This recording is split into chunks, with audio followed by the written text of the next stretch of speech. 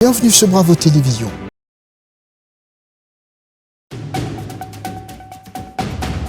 Tout de suite, le journal.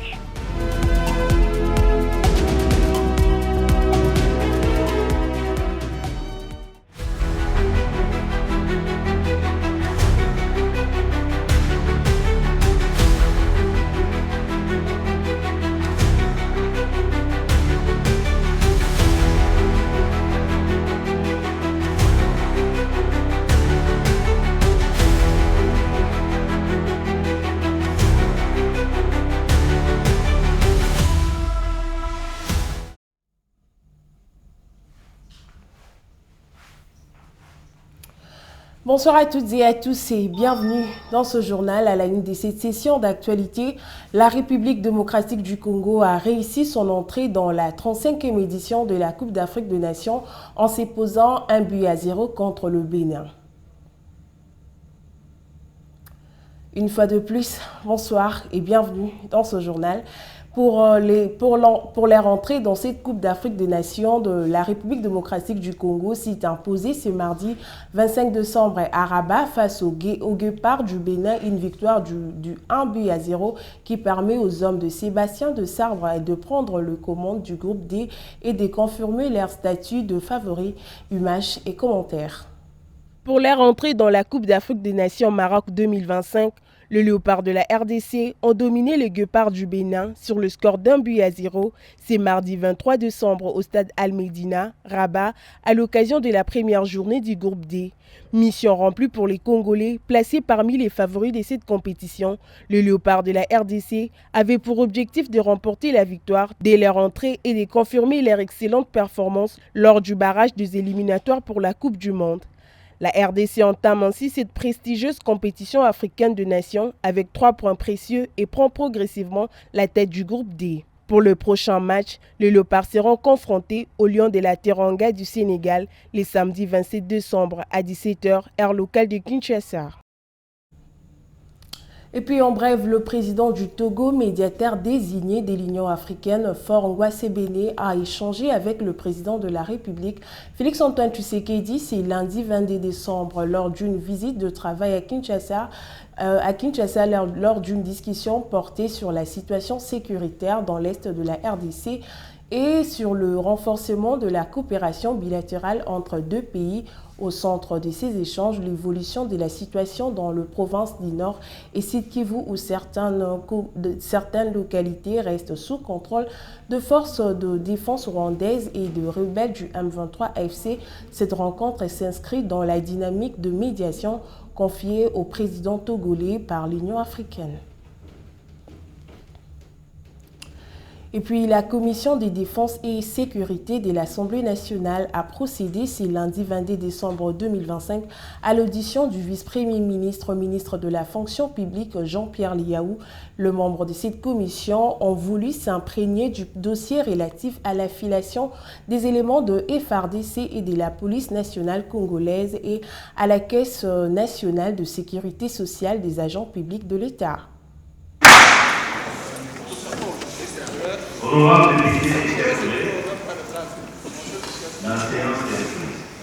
Dans les cadres de l'exercice de redevabilité, la Commission défense et sécurité de l'Assemblée nationale a procédé ce lundi 22 décembre 2025 à l'audition du vice-premier ministre, ministre de la fonction publique Jean-Pierre Liaou. En effet, les honorables membres de cette commission ont voulu s'imprégner du dossier relatif à l'affiliation deux éléments de FARDC et de la police nationale congolaise à la Caisse nationale de sécurité sociale des agents publics de l'État.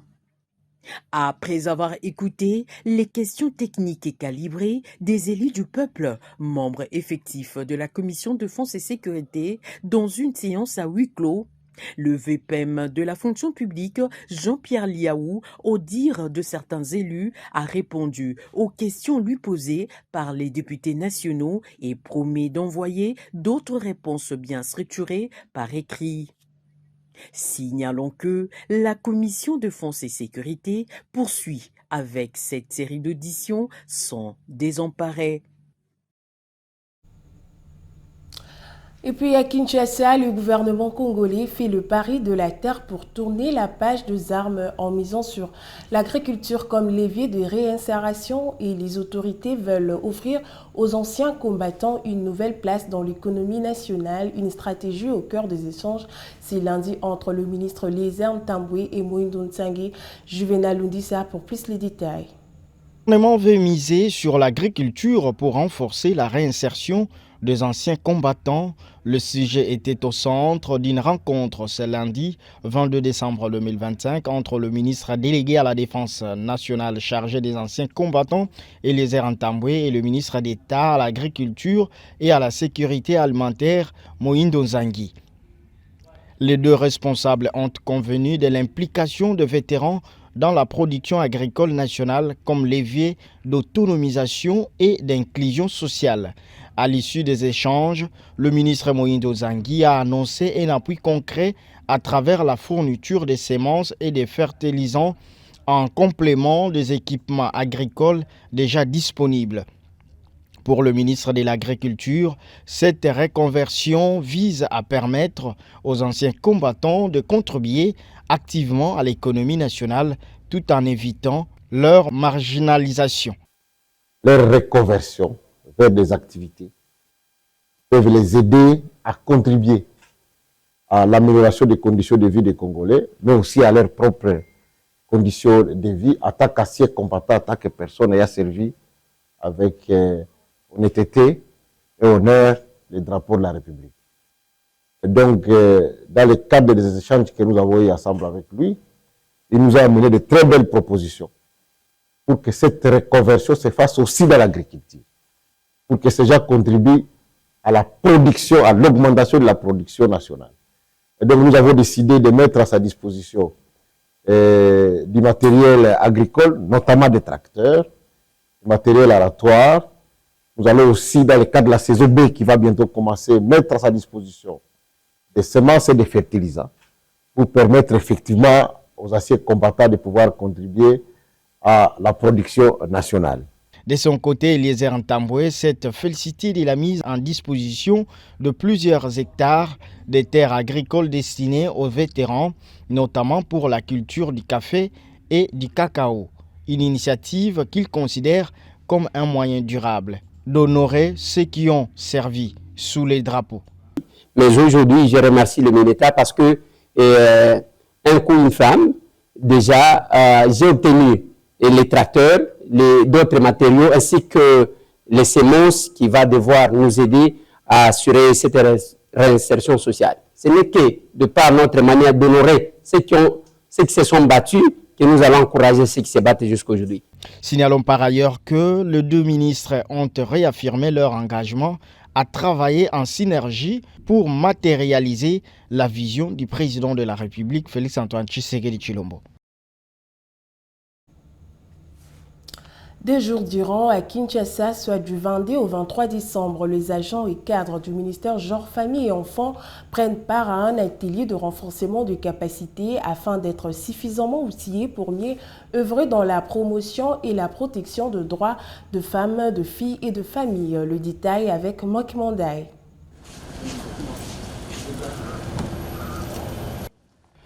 Ils se sentent tous retrouvés pour la toute première séance au secrétariat général. Il s'agit des agents et cadres du ministère du Genre, Famille et Enfants. Ce fut un moment riche en échanges sur les questions de genre, notamment sur l'autonomisation de la femme, afin de mieux s'en imprégner. Pour la patronne du ministère, Micheline Ombaye, cet atelier s'inscrit non seulement dans un cadre institutionnel, mais aussi et surtout dans une démarche humanitaire autour de thématiques fondamentales.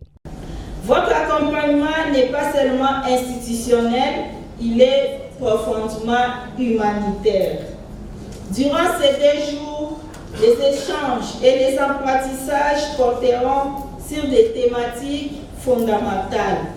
La lutte contre les violences basées sur les genres, la promotion de la masculinité positive, ainsi que les instruments juridiques nationaux et internationaux qui consacrent les droits des femmes, des filles, des enfants et des familles.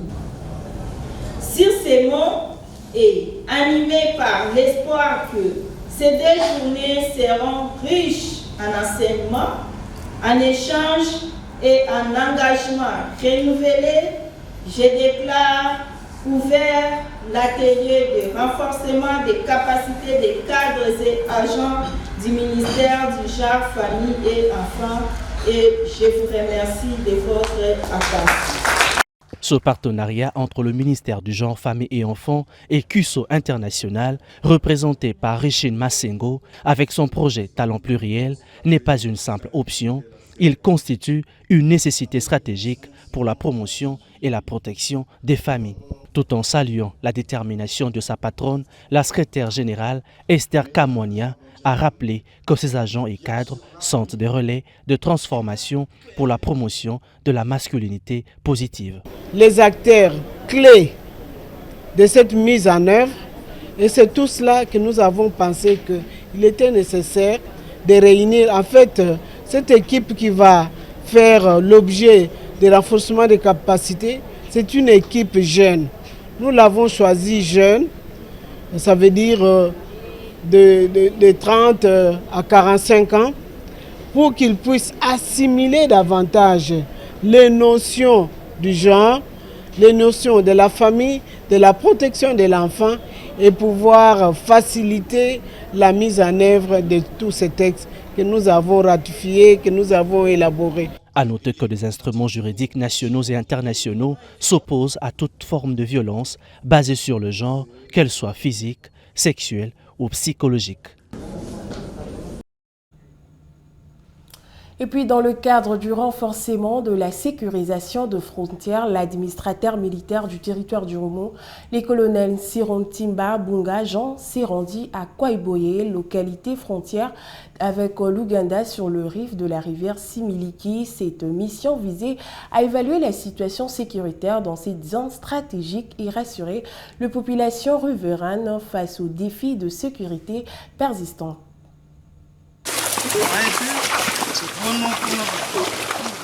Cette mission s'inscrit dans le cadre d'une opération plus vaste, conduite par les FARDC, dont le but est de démanteler les dernières poches de résistance de la milice RP de Thomas Lubanga et de renforcer la stabilité dans les chefferies des Bahema Boga, Bahema Mitego et Baniel Chabi. Sur terrain, le colonel Sirosimba Bunga Jean a donné des consignes fermes aux services de sécurité, les appelant à maintenir une vigilance maximale malgré la calmie relative observée dans cette partie de la chefferie des Bahema Boga. Tous les services de sécurité commis à cette frontière doivent vraiment multiplier leur vigilance et assurer la sécurité de cette traversée de part et d'autre dans une bonne collaboration. Il y a des pistes officielles, d'autres qui ne sont pas officielles. Je pense que même avant, j'avais ordonné qu'on ferme.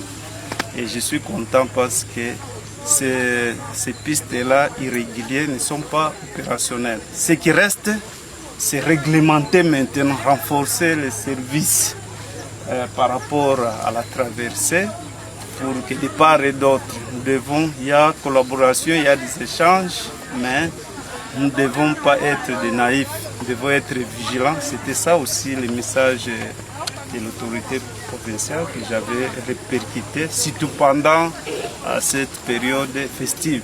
Ces déploiements illustrent la détermination du gouvernement militaire, le lieutenant-général de Boyanka Chamatuni, à sécuriser chaque recoin de la province. Une action en parfaite cohérence avec la vision du président de la République, Félix Antoine Tshisekedi Tshilombo, résolument engagé dans la restauration de l'autorité de l'État et la consolidation de la paix sur toute l'étendue du territoire national. Madame, Messieurs, sous le haut patronage de la Fondation Yohan Congolo, le terrain du Camp Babylone a accueilli une rencontre de football opposant les coordinations de Ngaliema et des Kalamou de la brigade d'assainissement Bongisa Congo, initiative portée par Evenement Moulanda pour promouvoir la cohésion et les vivre ensemble. Suivez ce reportage de Gaston Bouilly. Sous le haut patronage de la Fondation Yohan Congolo, le terrain du Camp Babylone a servi de cadre à une rencontre sportive pleine de ferveur, opposant des coordinations de la brigade d'assainissement Bongisa Congo chapeautée par Evenement Moulanda. Sur terrain, La coordination d'Ngalima faisait face à celle de Kalamou dans un esprit de fair play et de cohésion. Les coups d'envoi de la rencontre a été donné par le coordinateur national Evenema Moulanda, marquant ainsi les débuts d'un match très disputé. Dès l'entame, la coordination d'Ngalima impose son jeu, faisant bien circuler les ballons avant de retrouver la faille dans la défense adverse. La réaction de la coordination des Kalamou ne se faisait plus entendre. Plus entreprenant, les joueurs rétablissent l'équilibre au score, relançant complètement leur rencontre. S'ensuit alors un chassé-croisé spectaculaire entre les deux équipes. Les occasions se multiplient, les buts s'enchaînent. Au terme des matchs riches en intensité, les deux formations se quittent sur un score de parité, 4 buts partout.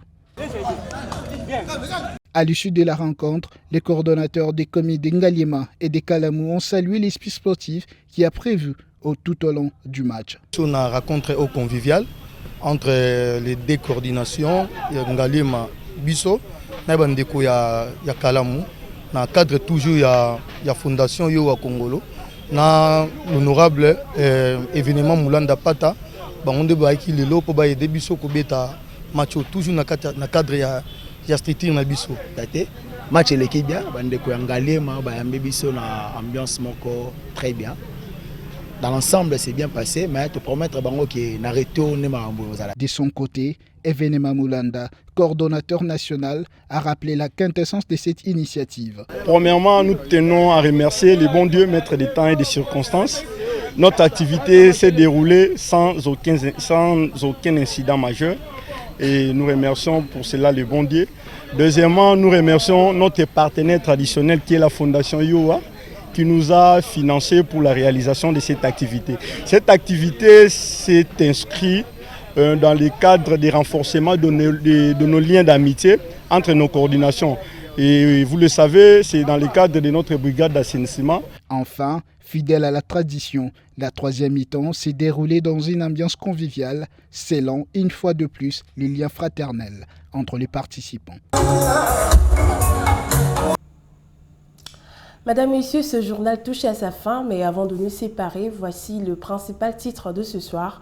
La République démocratique du Congo a réussi son entrée dans la 35e édition de la Coupe d'Afrique des Nations en s'imposant 1-0 contre le Bénin. C'en est complètement fini pour ce journal. Madame, Messieurs, merci de nous avoir suivis et bonne suite de programme sur Bravo Télévision.